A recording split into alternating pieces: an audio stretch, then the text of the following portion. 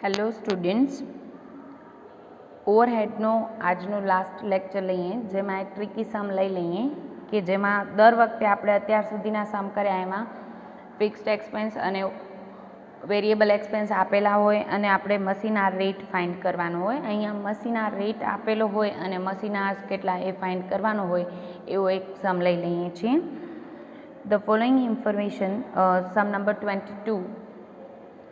The following information is available for machine number 333 of Urja Limited. Information છે machine hour rate is 45 rupees. machine hour rate તમને already આપી દીધો છે. પછી કીધું છે total fixed expense include rent, electricity, supervision, salary to manager and insurance premium. Then total variable expense include depreciation, repairing and power expense.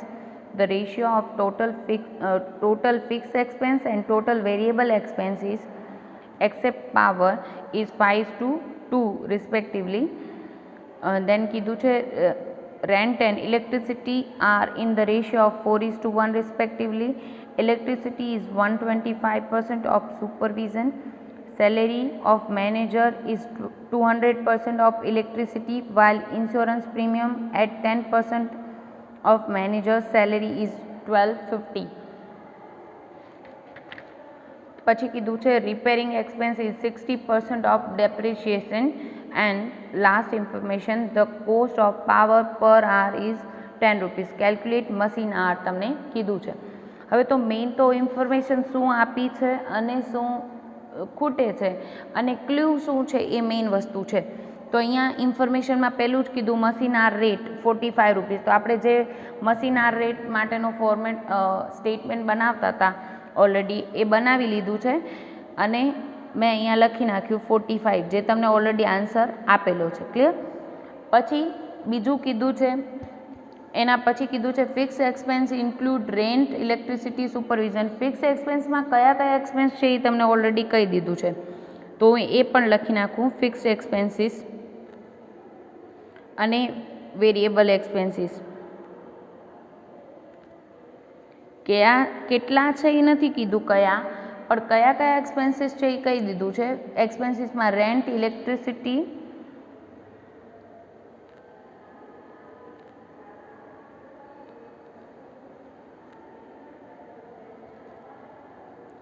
Supervision, એના પછી આપ્યું છે salary to manager and insurance premium.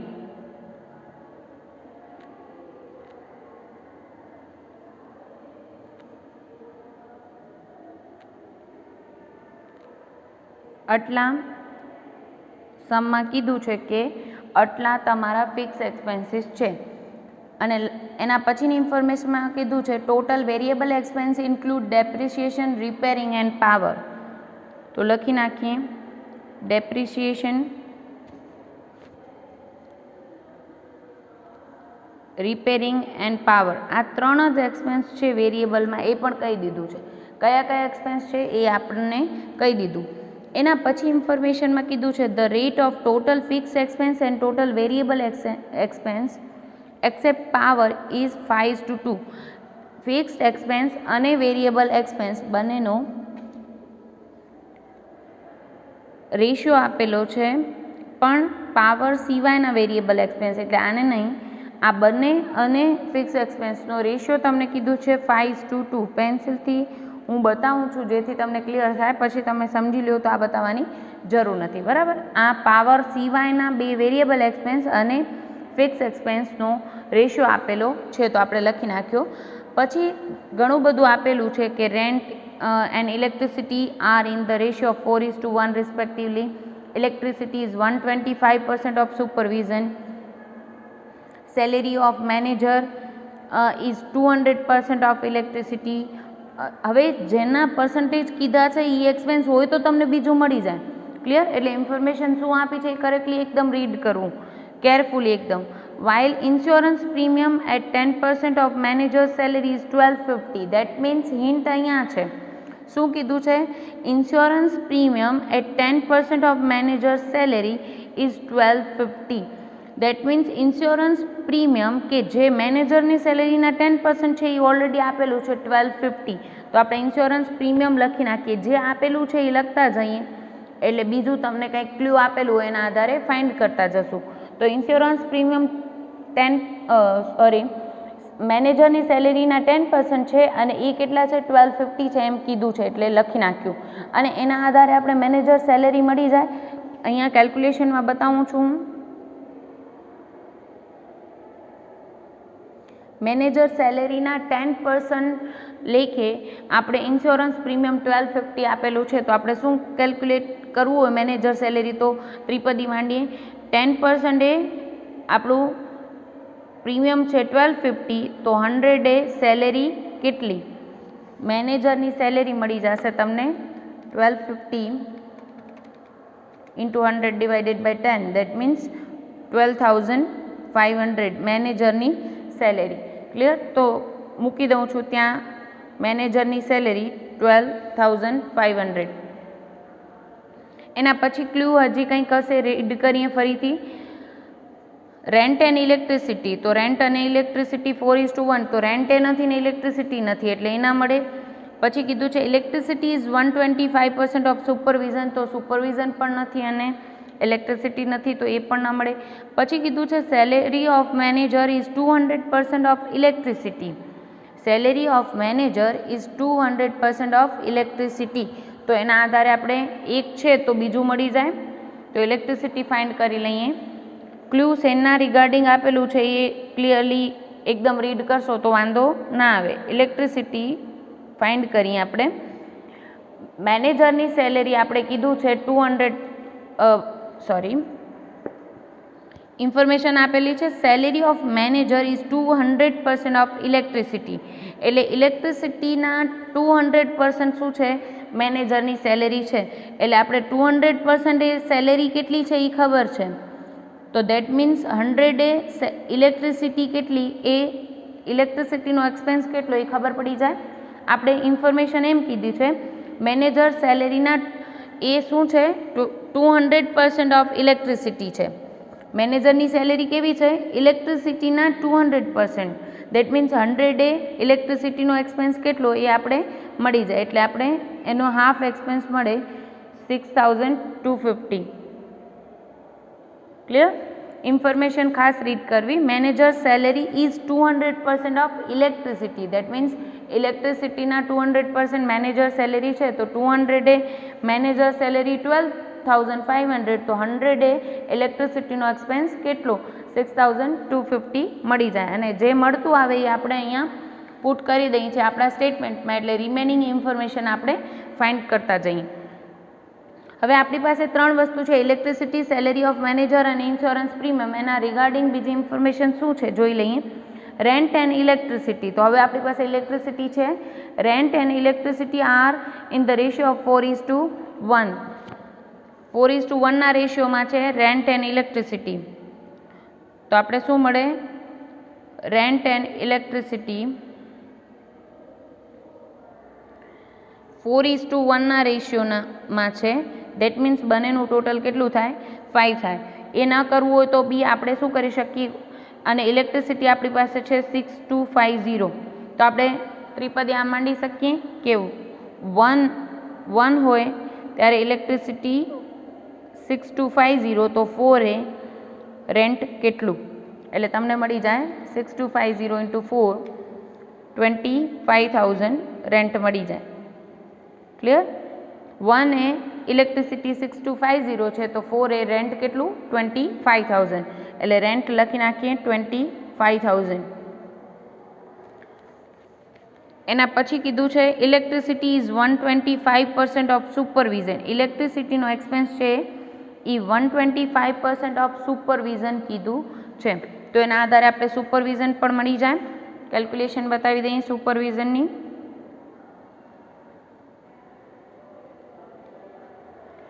Electricity is 125% of supervision.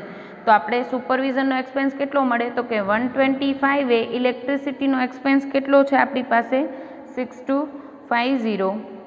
તો 100 એ સુપરવિઝનનો expense કેટલો?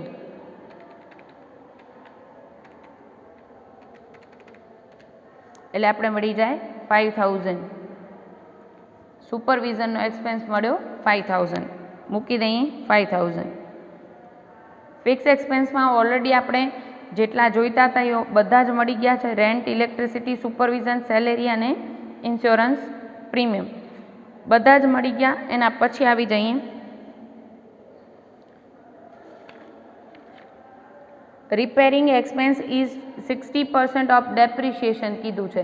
Repairing expense is 60% of depreciation, પણ બેમાંથી એક કોઈ તો બીજું મળી જાય, બરાબર, અને બંને નથી આપણી પાસે.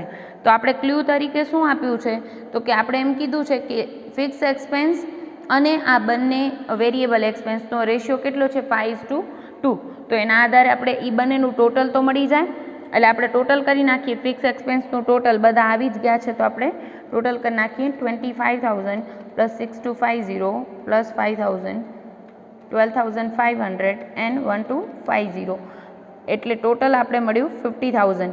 તો આપણે આના આધારે આપણે આનું ટોટલ કેટલું મળે 5:2 છે, એટલે ફિક્સ એક્સપેન્સનું ટોટલ છે 50,000. તો આ બંનેનું થઈને ટોટલ કેટલું મળે આપણે 20,000 મળે.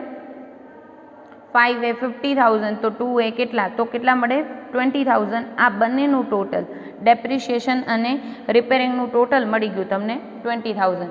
અને બંનેનો રેશિયો ઓલરેડી તમને આપેલો છે, પર્સન્ટેજ આપેલા છે સમમાં. Repairing expense is 60% of depreciation. તો જેને પર્સન્ટેજ જેના આપેલા હોય એને આપણે એઝ્યુમ કરીએ 100 એઝ્યુમ કરીએ. તો repairing expense 60% of depreciation, that means suppose depreciation 100 હોય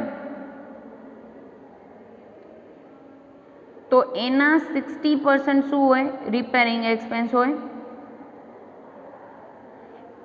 એના 60% શું છે રિપેરિંગ એક્સપેન્સ. એટલે બંનેનું ટોટલ થઈને કેટલા મળે આપણે, કારણ કે આપણી પાસે બંનેનું ટોટલ છે. સો આપણે કરશું 100 ડેપ્રિસિએશન હોય તો એના 60% રિપેરિંગ એક્સપેન્સ કેટલો થાય 60 થાય, બરાબર. અને બંનેનું ટોટલ કેટલું થાય તો 160. અને આપણી પાસે બંનેનો ટોટલનો એક્સપેન્સ છે કેટલો છે 20,000. ક્લિયર. તો આપણે ત્રિપદી માંડી દઈએ કે 160 એ ડેપ્રિસિએશન છે 100, તો ટોટલ 160 એ કેટલું છે 20,000 એ કેટલા, એટલે તમને ડેપ્રિસિએશન મળશે. અને રિપેરિંગમાં આપણે કરશું 160 ટોટલ હોય ત્યારે રિપેરિંગ એક્સપેન્સ છે 60, તો ટોટલ 20,000 એ કેટલા,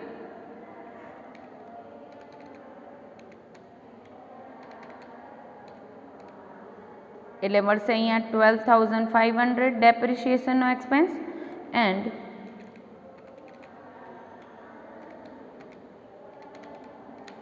7,500 રિપેરિંગનો એક્સપેન્સ. ક્લિયર. લખી નાખીએ આપણે ડેપ્રિસિએશનનો એક્સપેન્સ 12,500 એન્ડ 7,500, બંનેનું થઈને ટોટલ 20,000 થાય જ છે. ક્લિયર. અને પછી તમને લાસ્ટમાં ઇન્ફોર્મેશન આપેલી છે ધ કોસ્ટ ઓફ પાવર પર આર ઇઝ 10 રૂપીઝ. પર આર રેટ આપી દીધો છે 10, ટોટલ નથી આપ્યું 10 આપ્યું છે અહીંયા પર આર.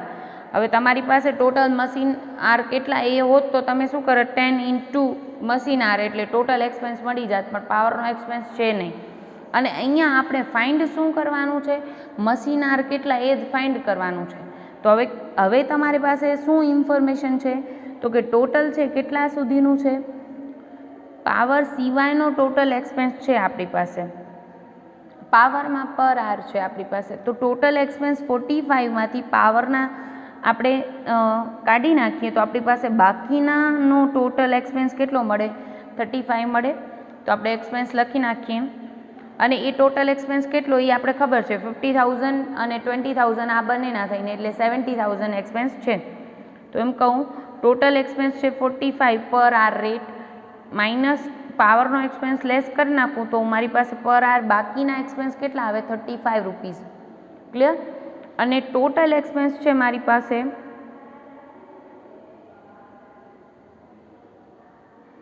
50,000 ફિક્સ એક્સપેન્સ અને 20,000 ડેપ્રિસિએશન અને રિપેરિંગનો, આમ ટોટલ મારી પાસે છે 70,000. અને આના આધારે મને મશીન આર રેટ મળી જાય. બાકીના એક્સપેન્સીસ અહીંયાનું ટોટલ 35 થાય છે અને આટલા એક્સપેન્સ 70,000 થાય છે, તો 70,000 ડિવાઇડેડ બાય 35 કરીએ તો આપણે શું મળી જાય? મશીન આર રેટ મળી જાય. એટલે આપણે કરશું મશીન આર મળી જાય. Machine hour equal to total expense divided by per hour expense.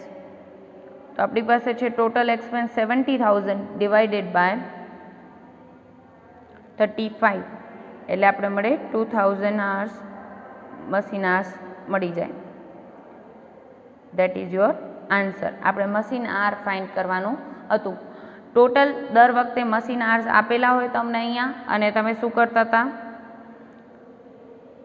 Machine R rate find કરતા હતા. આ સમમાં આપણે શું કીધું? મશીન આર રેટ આપી દીધો અને ટોટલ મશીન આર્સ કેટલા એ તમને ફાઇન્ડ કરવાનું હતું.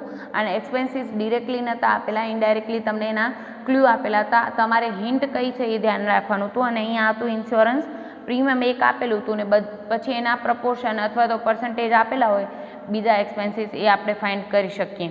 ક્લિયર?